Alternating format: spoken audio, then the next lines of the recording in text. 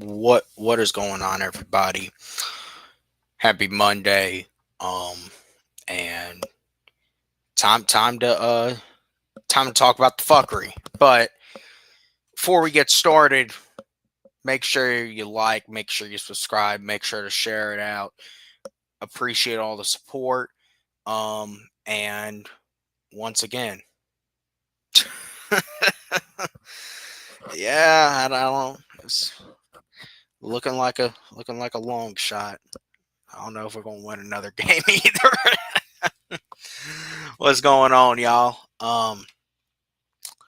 So obviously, um, last night the Atlanta Falcons lost on Sunday Night Football to the 49ers, and yeah, what was an absolute embarrassment and letdown for the team, for the coaching staff. The Falcons were outplayed, they were outcoached, and I mean that's about San Francisco was a better team last night. You do have to give them credit for Kyle Shanahan to go out there and absolutely run laps all around us. Yes, get it to 1K. Appreciate you, Blake. Get it to 1K. If you aren't subscribed already, please do. We're at 997 right now, so get it to 1K.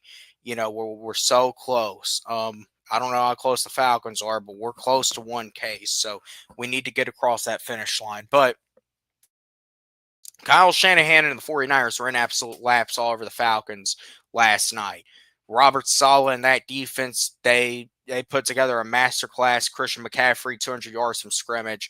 And it now, I think, really brings us back to a spot of what is this Falcons team? What is the direction of this Falcons team? What are the Falcons? And there's, I think, one thing that has been highlighted about the Atlanta Falcons, especially the past few years, and really ever since I think Raheem Morris became head coach, which is you really don't know what you're going to get out of the Falcons. You see a team that has a lot of talent on it, is definitely, I think, caliber of contending for a playoff spot. The roster, you have one of the best players in all of football right now. You have still one of the top defenses in the NFL, despite last night's performance and getting pushed over really for the first time all season. You still do have one of the top defenses in the league. The job that Jeff Ulbrich has done with this defense has been nothing short of remarkable. And you got a bunch of skill guys who you drafted early. You got Drake London, you got Kyle Pitts, you're paying Darnell Mooney a good amount of money. Obviously, Bijan Robinson, you have Tyler Algier. You have a lot of talent. You do have a young quarterback, but you also got to realize that having a young quarterback is going to come with its upsides and is going to come with its downsides. And the Falcons roster, as it's currently constructed, should be able to help Michael Penix out. Now, Michael Penix has certainly, he has had his low lights of the season, whatever you want to call it. He obviously had the very underwhelming game in Carolina. Last night was a pretty underwhelming game for him also. We saw San Francisco really get pressure on him all night. And I really think early on how Michael Penix has handled that pressure, it certainly is showing early that if you can get pressure to Michael Penix, that could definitely blow up the Falcons' entire offense. But I also think that, especially when you have a young quarterback, it's very critical for the coaching to be on point on offense. And Zach Robinson, it truly feels like at this point, is not he's getting the minimum out of these players instead of what a good coach is supposed to do. Or a lot of people talking about how Zach Robinson could be in contention for a head coaching job, and he still might be. It's looking very likely that Zach Robinson at the end of this year, he might leave Atlanta. He might go to Oklahoma State and pick up that head coaching job. And honestly, I hope he does, because I feel like with Zach Robinson, it's not really been that much different than Arthur Smith. We've seen someone who has come in, he has a lot of talent, and he's using the same 4 or 5 formations all game, and it's becoming so predictable. Last night, on that 4th and 1 that he ran late in the game, where he passed the ball, where he has the maybe still the best running back in football so far this season. Christian McCaffrey had an amazing night last night, but Bijan has been on a historic pace. You leave him off the field for the most important play of the game. You have Tyler Algier, who he's, pushing through it. All you need is 1 yard, and you have seen time and time again that Tyler Algier, that is those are your money downs with Tyler Algier. And you couldn't get 1 yard. Not because San Francisco stopped our rushing attack, but because you decided to get too cute on a 3rd and 1 and have a toss play that San Francisco shut down. And then on 4th and 1, this I think is what is most embarrassing. The guy for San Francisco, who I don't think had honestly played a lick of professional football before last night, went out there and basically said that they had been studying that play all week, and they knew that is where that play was going. They read it straight through, and he was able to cause that pass breakup. So that speaks to coaching, and that's what it starts with. It starts with coaching. That's why the Falcons lost last night. The coaching was absolutely abysmal. Preparation for all of these games is very important. It's very critical. And you need a coaching staff that is going to come out and get the most out of your players. It feels like so far we are getting the most out of our defense. We're getting the most out of guys like Zach Harrison and Brandon Dorless and Rukaroro and Divine Diablo, who we have some injury news coming out of this game.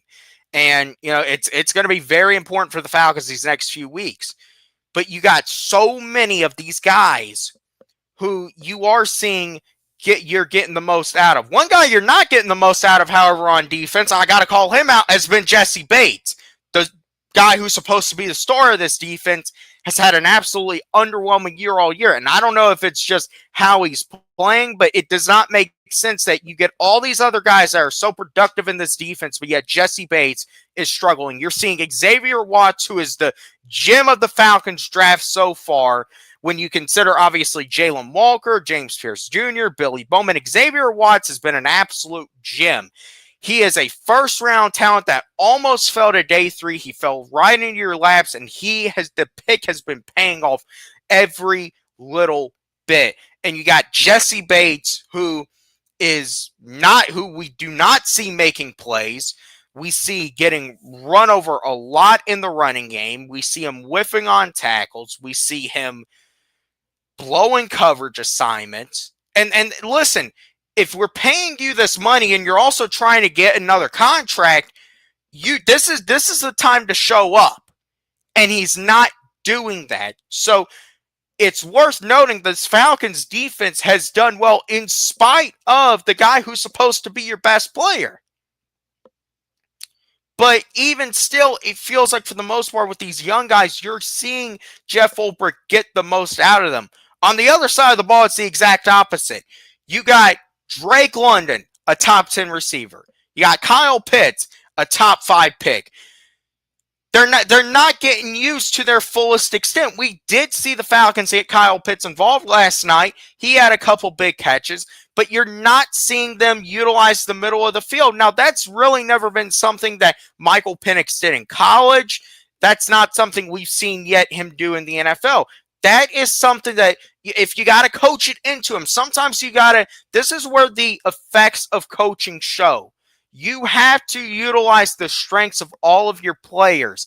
And if you could get a Kyle Pitts going in the middle of the field, that is a level of this offense that has not been unlocked, and it's showing.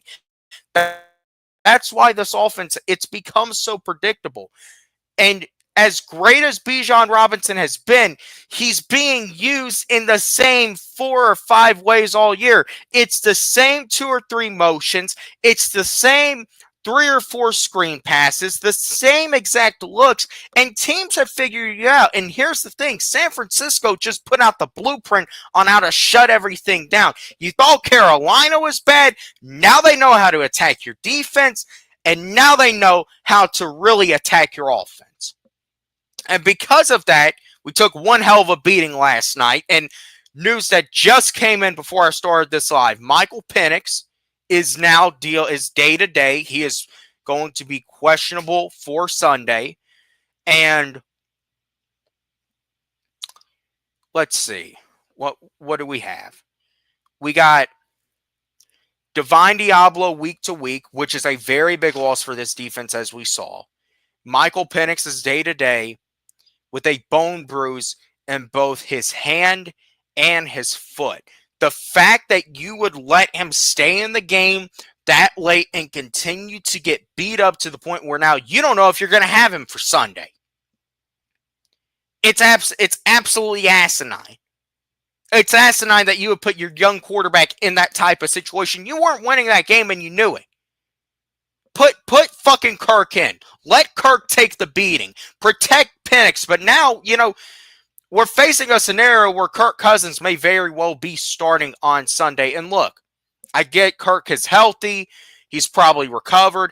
We should beat the Dolphins on Sunday. If we do not beat the Miami Dolphins on Sunday, a Dolphins team that you got Tua calling out his coach, you got the coach calling out Tua, Mike McDaniel, it feels like his funeral should. The fact that the Dolphins have not fired Mike McDaniel yet, they are letting that dysfunction stay around. It's basically gift wrapping you a win to get back over 500. So if you don't take advantage of it on Sunday, then that's very well it for the season, and that should be it for Raheem Morris. But I would fully anticipate Penix, Cousins, the Falcons will win on Sunday. But after that, then it begs the question, okay, then what? Then what? Because the fact that, we're having to even go, what if, we can't beat one of the worst teams in the league, it goes to show this team has been inconsistent week after week. And the thing is, this is a team that is so freaking talented that they could drag this horrible coaching staff to a 9 or 10 win season. That's how bad it is. They could drag this coaching staff to a 9 or 10 win season at this point. Because you are as good as your last game is. We're absolute shit last night. We might come out next week versus Miami. We might score 40 points. Okay, great. At the end of the day, the Dolphins have been one of the worst teams in the league. That shouldn't be hard to do. But when you look at what is after that Miami game, that is what is concerning. And time after time after time, I want to highlight this talking playoffs. Listen, it's a conversation that's been had now for going on a decade. The last time we made it was 2017. We're going on a fucking decade at this point of not making the playoffs. And you can only go so much. And there's only so much that you can actually withstand. And you're now seeing it. You're seeing frustration mount. You're seeing it mount with the fans, and you're seeing it mount really with the inconsistencies. And this is why the conversations are had. Why can't you get fans out to the stadium? Why can't you get the city fully excited? Not everyone is going to spend their Sunday watching what you don't know you're going to get. It could be entertaining on one hand, but when you look like shit like you did last night and you got to stay up until 11 p.m. to watch it, when people have work the next day, people are not going to want to sit up all night and watch that. It's very hard to. I've always said I'm always going to be behind this team. I'm always going to be with this team, but I'm also going to, at times when it's time to call it how it is, I'm going to call it how it is. I was a big believer heading into this season in what this team could do. I did not think we were going to have one of the top defenses in the NFL. I thought we could have maybe a middle of the pack defense, and I thought that the weapons that we have on offense should be able to put the Falcons in good position. But the sad thing is, we are 3-3 right now. And if we had coaches that actually knew how to get the most out of these players, you could really be 5-1. Because let's look at it so far. Week 1. Okay. It could have gone either way, essentially. But you lost to Tampa. That was an important game if you wanted to win the division. But okay. We know we're not sweeping Tampa again. You win in Minnesota week 2. Big breakout game for the defense. Okay. Heading in the right direction. Then you go to Charlotte and get embarrassed week 3. No one expected that. We clearly came out on our asses. We clearly were not focused. But the fact that this continues to happen, it's absolutely pathetic. And what do we hear? We hear from our coach, I take full responsibility. Last year, at least it sounded like he was having his way in the press conferences. He's not even having his way in the press conferences this year. He's not even smooth talking anymore. He sounds like a defeated man at times. Raheem Morris is the type of coach that when you're winning, he'll be the first one. He'll be the biggest advocate for this team. And it's so easy when you're winning. But when you're losing, he doesn't know how to get the damn thing back on track. He doesn't know when to take the necessary steps. And we saw last night this team come out late, absolutely embarrass themselves. The fact that you did not have 11 men out there and you were not... See, this is Raheem Morris's job as a head coach. At this point, he's not calling plays. All he is doing is he's managing timeouts and he's making sure everything runs smoothly. But when you see that there are not 11 guys out there, call the fucking timeout. But no, that was a play that Christian McCaffrey beat us on 3rd and 13. And let me make it clear. I don't think we win the game even if we get the ball back only down 6, because I think San Francisco continues to bring pressure that we just could not stop. But I think your mentality is a little different. You never know. But then you get the ball back down 2 scores. The game was over at that point. There was no coming back. And when Penix was getting beaten up, why didn't you just put Kirk in? Why? You're going to continue to get him beat up. And see, this is what happens. This is why you have a lot of these quarterbacks that are what ifs. Because their teams continue to let them take a beating when it was unnecessary to do so. So now it begs the question. And notice the trend we have seen from Raheem Morris also. Of how many times last season did we hear, it can never happen again. I'm going to get it fixed. It's going to be all right. I'm going to get it fixed. It's inexcusable. How many times did I say? And last year, listen, Raheem got a little bit of a pass. He got a little bit of a pass. Okay, new offensive coordinator. Now, I was never a believer in Jimmy Lake. Never believed in him. I always questioned the hire from the get-go. Always had a bad vibe from it. But okay, he got a pass. He got an opportunity to right his wrong. He brought Jeff Ulbrich in, and he did right that wrong. But even still, it's the issue of the energy. And that is where you start from. Raheem is supposed to be an energy coach. He's supposed to set the tone. And we are seeing time after time these same mistakes being made. And it's almost becoming a trend of about every 3 or 4 weeks getting a, this can't happen again. It's absolutely inexcusable. We'll get it fixed. When you keep saying that, obviously it has to get fixed. When you keep having to say that, that means it's not getting fixed. That means you're not doing your job. And once again, This is essentially, if you don't get it right this year, you very well may be done. Let this end in another 8-9 or 7-10. He needs to be out of here. Now, do I think that Raheem Morris is going to get fired? There's still a long way to go in this season. And as I say, you are only as good as your last game. However, we're now getting to that point where you're past early season. You're already past your bye week too. You're now in mid-season form. It's time to start ramping up, or it's time to just sit the fuck down. And when you really take a look at where the Falcons are, we're not winning. We're not winning the division. If Tampa wins tonight, Tampa has the inside track to the number 1 seed.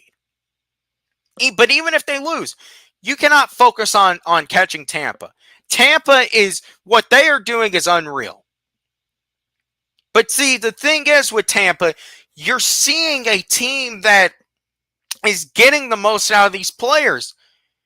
The Falcons aren't. You're seeing Baker Mayfield throw to 5th, 6th, 7th string guys who in a lot of instances might not even be on a team. And Tampa is making them look viable. So you're not catching Tampa, but now, because of the fuck up you had in week 3, you're behind the Panthers by a half game. And you have them coming in a couple of weeks, in about a month. And now you got to take care of that game.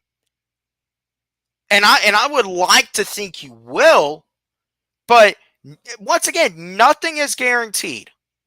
Nothing is guaranteed with this team. What needs to be done from this point, because the question is, what is the direction? What is going to change? I really don't know what is going to change. My prediction is that the Falcons are going to come out and beat the Dolphins on Sunday. That's my prediction. We'll probably see them come out. We'll probably see them beat the Dolphins by, I would probably say, two or three scores. I wouldn't be shocked if it was a close game either, actually. I really wouldn't. I wouldn't be shocked if, we came in and we played well on offense, but because Diablo's out, our defense maybe has another letdown. Miami still has A-Chain. They still have Waddle. Or our defense has another great day, but our offense struggles, especially, I mean, you could put Kirk or Penix in regardless. I wouldn't be shocked because I think at this point it's a Zach Robinson issue. Kirk might go in there and put 40 up on them. I don't know. Penix might, if Penix plays, he might come out and have that big 400-yard day that he's capable of having. And we might see some deep balls. Right now, I would probably at this point put it at 60-40 Kirk is playing on Sunday. And Penix will be out. And I hate seeing it because I hate the narratives it's going to create. But at the end of the day, the health of Michael Penix is more important over everything. And this should be a game that regardless you can win. Because Miami's an absolute mess. But knowing the Falcons, they'll still have the Dolphins in the game heading into the fourth quarter. They'll still find a way to do it. And God forbid if you lose Sunday, that needs to be it. That needs to be it. But you have to sit here and realize, okay, what do we have after Miami? And let me go ahead and pull it up. Because after the Dolphins, we have, I don't know why it looks like that.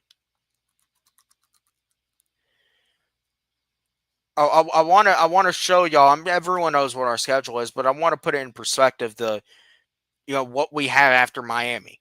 So, okay, this is where we are. We're 3-3 so far. And listen, I would love to come on here and say, well, I had us at 3-3 because I did. Through the first 6 weeks, I had us at 3-3. But when you look at it now, We could be 5-1. This was an absolute embarrassment you didn't show up for. And this was a game that you didn't show up for. The only loss that I would say is acceptable maybe is the Tampa loss, but even there, you probably should have won. You should, if you were reaching your full potential, you should be 5-1. But we'll go ahead and we'll say 4-2. But okay, we are what we are. We're 3-3. Dolphins, Sunday. We should probably win. But then look what we have after that. We got at Patriots. That is a loss. I guarantee you. Penix is playing. Mike Vrabel is going to replicate Robert Saleh did. Then we got the Colts in Germany. And the Colts are a damn good team. You saw what they did to the Chargers yesterday. They are a damn good team. The only thing about that game that I think maybe gives us a chance, it is a Germany game. And even though I do think I take the Colts more seriously now, especially after that win yesterday, any team can have a letdown any week. And we've seen the Falcons, come out and win some games they shouldn't. So, okay. But I'm still going to mark it down as a loss right now. Here, right here. This is going to be, you need to win this game before anything. Let's make it clear. You lose Sunday, that's it. That's really it. This game right here, if you get swept by the fucking Panthers, but for the first time in 12 years, that's it. That's it. And Carolina has been a solid team. They're winning games, but that's it. You can't let these motherfuckers come into your house and beat you. It's going to be an important game. You got to win it. Then you got to win this one. Can't have a letdown in the swamp. You fucking lose to the Saints, which would be in Falcons fashion. Once again, another fucking letdown. Then you're at the Jets. So the way I look at it, win, loss, and all three of these need to be wins. So that leaves us at, if the Falcons do what they're supposed to do, that leaves us at 7-5 heading into these final 5 games. Granted, that's actually considering the Falcons will do what they need to do and take care of business where they need to take care of business. It would not be un-Falcon-like to drop the game to the Saints. I don't see us losing to Carolina at home. And I just think the Jets are so bad that I think we could probably go in there and win that game like 20-6. I think Ulbricht's going to be fired up. He's going to want to go in there and prove something. That's an app that the Jets, I'm not even kidding. The Jets might actually have a chance to go 0-17 at this point. They'll probably find a win eventually. At the same time, being the Falcons, would you even be shocked if it were against us? But considering, okay, the roster carries us. They get it right. You have, some of these injuries you just suffered. You have some guys back. Okay, you're 7-5. This is considering you do what you need to do. You are getting to 7-5. That gives you just a chance, because I'm telling you, these final 5 games, Seahawks at home, at Tampa on Thursday night, at Cardinals, home versus the Rams on Monday night, home versus the Saints to end the year. Those 5 games will determine if you're in the playoffs or not. Seattle, they always come here and beat us. At Tampa on Thursday night, that's going to be a tough one. It's a division game. Anything could happen, but it's going to be a tough one. Cardinals, you look at it and say you should win, but we haven't won in Arizona in a while. And so I wouldn't actually even be shocked if we do end up losing this game. Then you got the Rams and the Saints at home. The way I would probably put it right now, and realistically, the Falcons need to go 3-2 in those final 5 games. obviously considering that you're 7-5 heading into those final 5 games to even have a chance.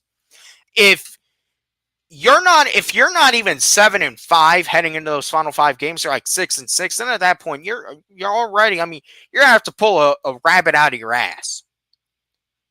But if this shit collapses, it's done. There's no shot. But I do predict that the Falcons are going to be at least 6-6 heading into this stretch. I'm probably going to say 7-5. So look at me complaining, but I'm still going to give this team the benefit of the doubt just because we have a roster. I'm going to respect the roster. Seattle at home right now, this is a game you're going to have to win, but probably would mark it down as a loss right now, actually. Tampa Bay, maybe win. Maybe win. Okay, you win. You get the second one versus the Bucs. You got to have that one. You're not going to win the division, but you still have to have it. Arizona, you're going to lose a game. You know you're going to lose a game. You shouldn't. And this could very well be the one. Having to go out late in the season. I know you got a few extra days of rest, but we never played well in Arizona, so that's a loss. The good thing is you'll have an extra day of rest for these final 2. This Rams game right here, I'm telling you, Monday night is going to be a very big indicator. If the Falcons, right now, I would say if the Falcons find a way to win that Rams game, look, it's going to be a damn tough game. But if you find a way to win that Rams game, you're going to have a chance of getting in. You don't, and I would probably go on a limb and say you do find your way in. You don't win that Rams game, you're most likely out. The only other path I see, you're not losing to both the Rams and Seahawks and not getting in. So at the very least, you got to win 2 out of your last 3 against the West, I think, to have a chance to get in. You probably honestly need to win all 3. But I'm saying we're going to have a letdown. And I could see it being against Arizona. So this Rams game right here, you're gonna have to win. And then you got to take care of business in this one. Considering, saying the Falcons do that gets them to 10-7. I'm going to be honest. That 7-4 in your last 11, I think it could happen. But does that get you in? Because this NFC is going to be so tough. You're going to have 3 teams in the West, 2 teams in the wild card race. You're going to have 1 team in the East, I would still say right now in the wild card race. Everyone in the North is in the wild card race, I'd still say. Now, considering you do already have a win versus Minnesota, I do think that helps you. You also have a win versus Washington. And at this point, Carolina, you still do have to put respect on. So we're talking about 10. 10 is maybe at most 50-50 you get in. The Seahawks won 10 games last year and missed it. More realistically, you got to get 11. That means you got to go 8-3 over your last 11 games to get in. Now look, I'm going to be a big guy about this. I've been talking about it. You got to change the narrative. You got to flip the culture around. Flip the narrative, change the culture. If you want to do that, yes, you go 8-3 in your last 11. But it's just right now it's hard to see that. You can maybe look at it and say, obviously, you take care of every game you're supposed to. That includes winning against the Cardinals. And then, okay, you still won 11, almost certainly would get you in. And see, this is what I'm talking about at this point. Heading into the season, I really thought the Falcons had a great chance to win this division. Now, at this point, if we just get into the fucking playoffs, I'm happy with the season. Because truly and honestly, this is not a team that is coached right now like they are a playoff caliber team. They do not have the coaching staff for it. But the sad thing is, I already see people talking about getting Reem out of here. Who could be a replacement candidate? I don't see the only way I see Raheem. Unfortunately, I've said this is playoffs or bust for Raheem. Raheem goes 10-7, he still doesn't get in. He'll be brought back, and Raheem goes 9-8, he'll be brought back. It'll be our first winning season in 8 years. That'll be their excuse. Raheem's is gonna have to lead us to another losing record, which at this rate, I guess you would say isn't impossible. I guess you would say isn't impossible. You look at the games that the Falcons have and the games you should take care of business in. We should be able to get a winning record, but this is the Falcons. We can't take care of business in these games. We know this. Week after week, you got to hold your breath. You finally had an opportunity to get some real momentum going. Be able to make a statement, and you failed to do so. Now your quarterback's hurt. Now your star linebacker so far this season is hurt.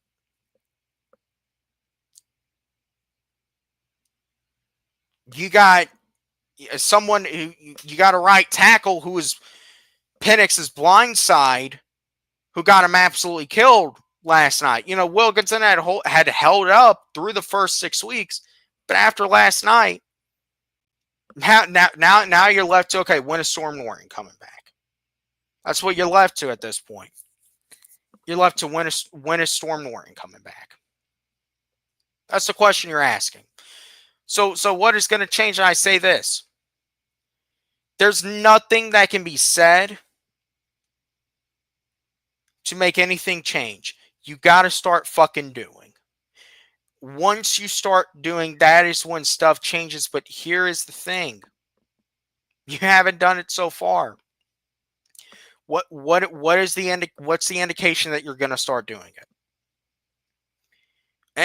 And look, I just went through the scenario of us getting to the playoffs. Right now, that's not even a conversation we should be having. I'm really being lenient, I feel like, with this fucking team. And what I still think they could do. There's a lot of people that want Raheem going after this shit. And I've been a person to say, well, I don't think he should have ever been hired in the first place. We hired him. All right, fuck it. Let's roll. I did not want Kirk in free agency necessarily. He was not my first choice at quarterback. I was someone who didn't want to draft a young quarterback, or I was actually a fan of, making a serious run at Baker Mayfield. I knew deep down Tampa would probably never let him go, but I was like, once we got Kirk, okay, fuck it, let's roll. Got our guy. I was really pissed off when we drafted Penix, not because of the type of player Penix was, but because I just didn't understand it. But I lived with it. When it was clear last year that Penix gave us the better chance to win, let's fucking go. Let's go with the rook. And Penix still really in many ways is a rookie. We have to face that. We got to face reality. He still is a rookie. We try to, I think, discount a lot of that, at least me, myself. The expectations I think were put on Michael Penix were a little unfair. We still got to remember that, yes, he's a young quarterback. He's going to make mistakes, and that's fine. But you don't – everyone who wants Kirk Cousins in there – and see, this is the other thing, too. At the end of the day, if Michael Penix is hurt, Kirk Cousins should be starting. But you also hate it because now it's just going to create more narratives that lead to dysfunction. Because the Dolphins should, at this point, are an easy beat for about anybody. Anybody except for the Jets. That's the Dolphins' only win this season. They should be an easy beat for anybody. If you, God forbid, let them come in This should be a game that you win by multiple scores. If you let the Dolphins come in here and win on Sunday, that's it. Do I think it'll happen? No. But you got to make a statement in this game. But then after that, then what? Okay, then what? I'm almost counting New England down at this point as a guaranteed loss. That team is playing super good. And you want to talk about a coach that is doing his fucking job, getting the most out of his players, that is Mike Vrabel. Mike Vrabel is doing such an amazing job out there.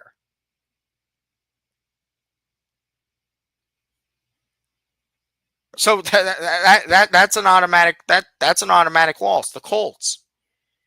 The only reason I wouldn't say that's an automatic loss, I feel like I still do feel like in a way, and also the Colts are playing the Steelers the week prior. Listen, I don't care how bad Pittsburgh might be defensively, they still have a tendency to beat you up, especially they are going into Pittsburgh. So the Falcons may have a chance with that being an international game. But I mean, even still, once again, you got a chance, but you probably won't win that. Right now, I would say no. The Colts are a better team than you. So that is a loss. So really, you're looking at it as you may be 4-5 after that Colts game. That's probably where you're headed. Going to be back under 500.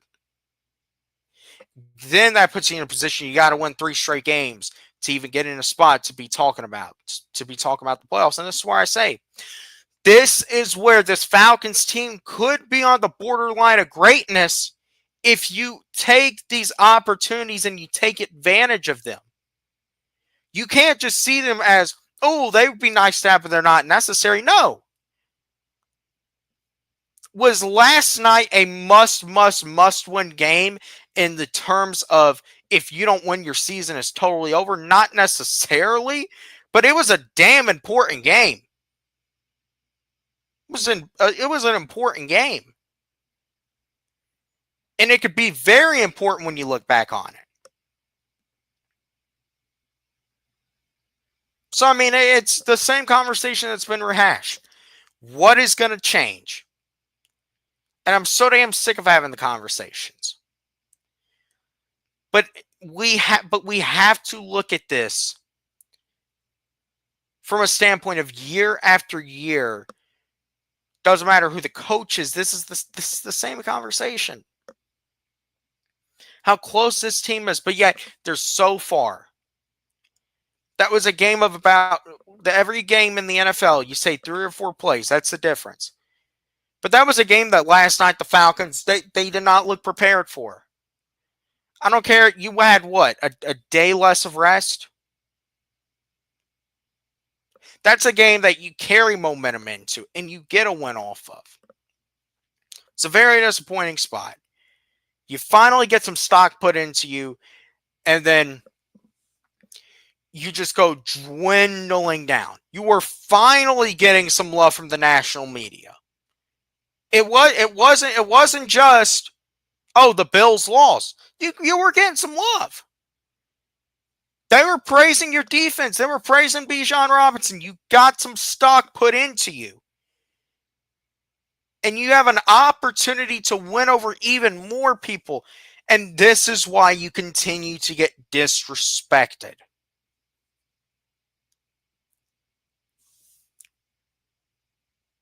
So now at this point, look. You got to win some games. What's today? October 20th? You got to win some games before December 1st that you should easily win. And that's just going to get you in a position to be viable. That's all it does.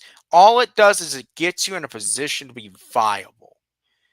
Now, you always want to be playing your best in December.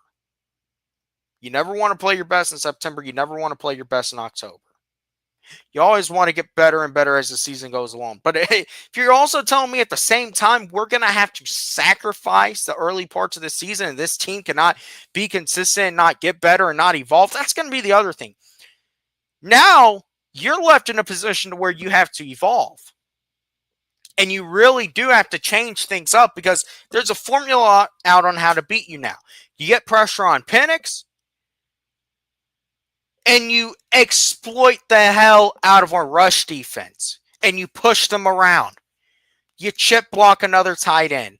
That's the way to beat the Falcons at this point. I guarantee you that's going to be what Miami's going to come in and try to do. Now we might we might win versus the Dolphins because of how bad they are. That's probably what that's what they're going to try to do. So now you got to adapt and evolve, and we're going to see if this team can do that. But so far, this has been a team that clearly they put a 1 or 2 week fix on it, and then once again,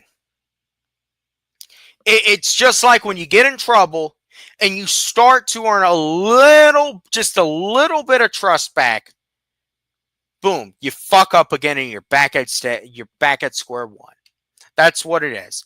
You get them off your ass just enough, you're right back at square one. That's the fucking issue. You can never be consistent. You never build off of anything. You're hearing the same shit every week.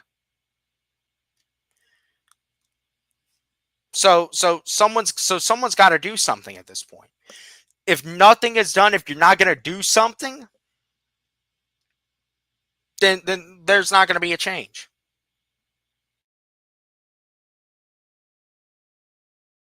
You got to start.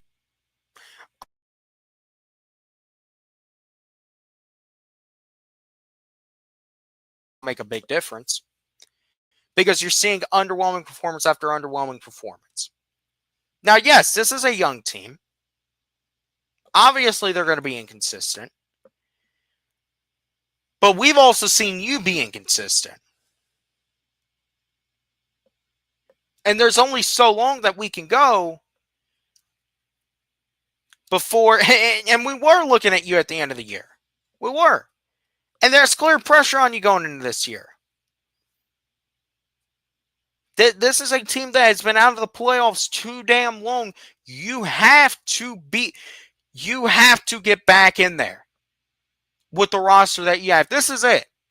There's no, we have so many holes. We have this and that. Every team is going to have holes. We know we don't have a wide receiver. We need to get that addressed. That's clearly the most glaring hole. We now have a hole at linebacker for a couple weeks. We may have to get addressed. We got a guy who has supposed to have been a project, supposed to be a developmental piece that has a high ceiling. He has not been out there. So now it begs the question of what is Troy Anderson? Why is he even still on this roster if he can't play? Especially with Diablo now out.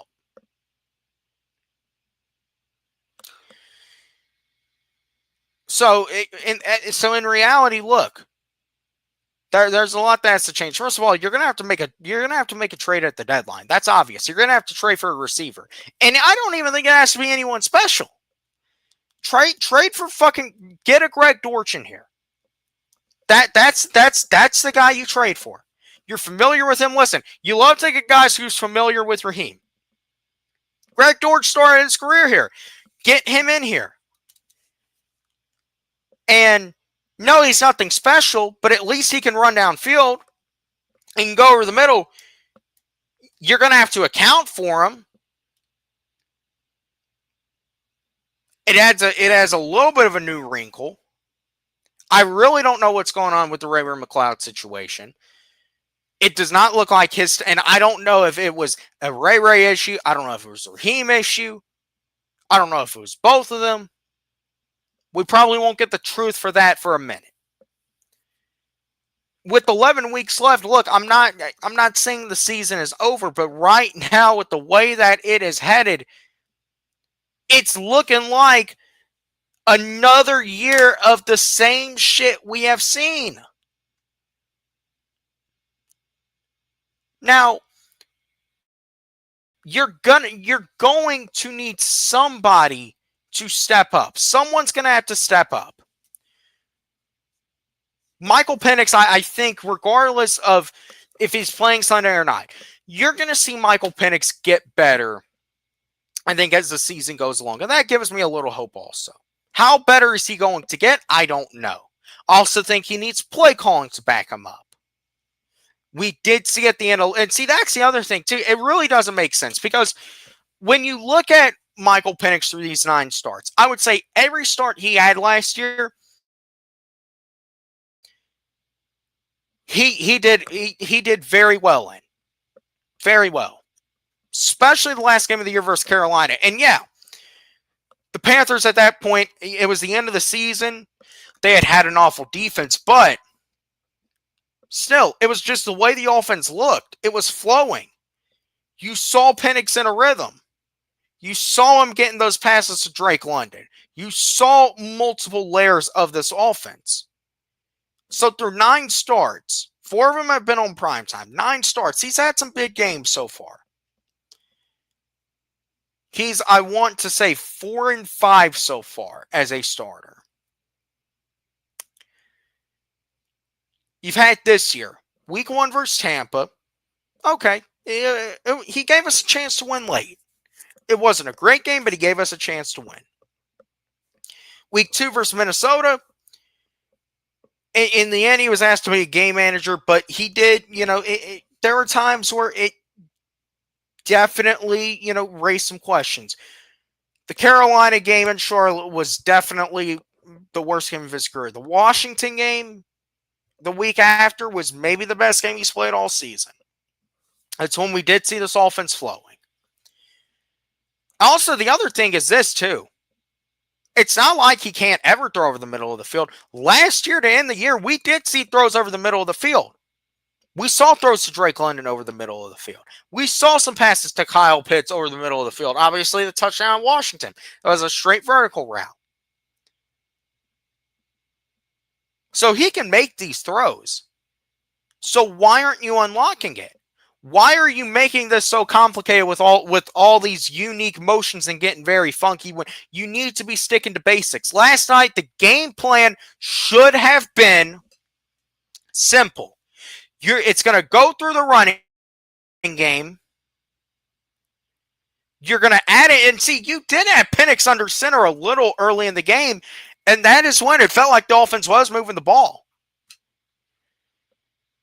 You get some passes to Drake London over the middle. San Francisco's going to blitz at you early. Okay, Bijan on a Texas route. Kyle Pitts over the middle. Why the fuck are you throwing screen passes to Kyle Pitts? He's not that player anymore.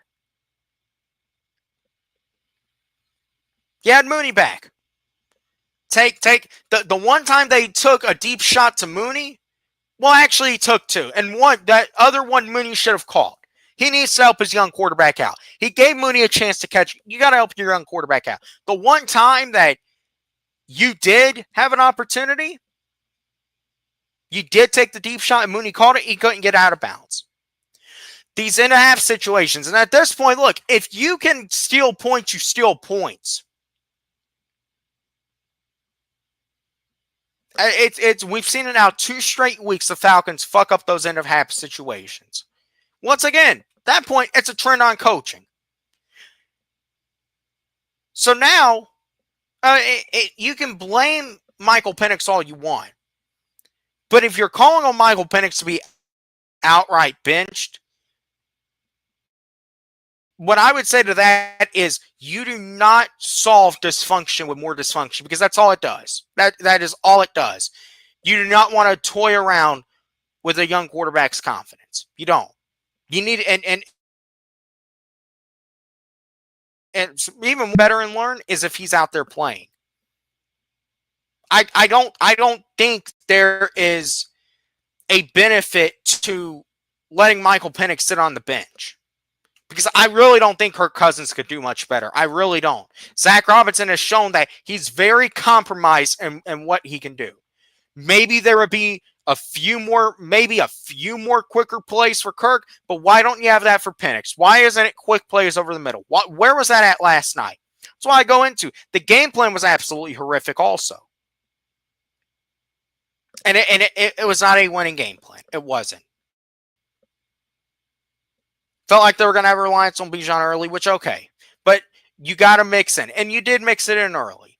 But you got to execute out in the red zone. Now, that's on the players, but still, you got to build off of these runs with passes.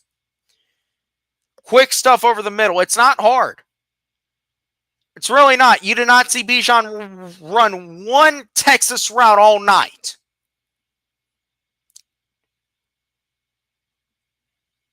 But they're saving it for later in the season. This ain't week 2 anymore. You got to build off those plays. And if you are so compromised that you're saving Texas routes for later in the season, that's the most creative you can get, then you shouldn't even be a coach in today's NFL. That you have to continue to recycle the same 4 or 5 plays. And you may add a new wrinkle in it every now and then, and you're going to rely on that wrinkle for the next few weeks. Just like with the Bijan motions. It was a nice wrinkle at first, but now you're relying on it so much we get sick of seeing it. And it all goes back to when you are in the pistol, there's only so much that you can do out of one formation, especially when your mind is so compromised like Zach Robinson's is. So once again, what is going to change? And I'm going to be honest at this point. I don't really not know how much. I would love for this team to be able to flip a switch. I really don't know. This isn't about a 1 week thing at the same time. It's then what? Okay, then what?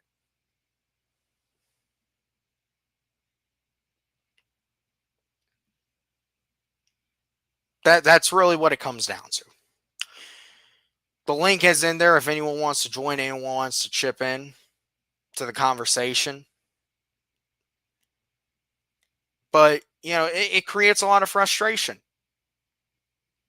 I know, listen, I'm really on this roster. I want to believe in this team. I do. But when you see stuff like this, it gets so tough to.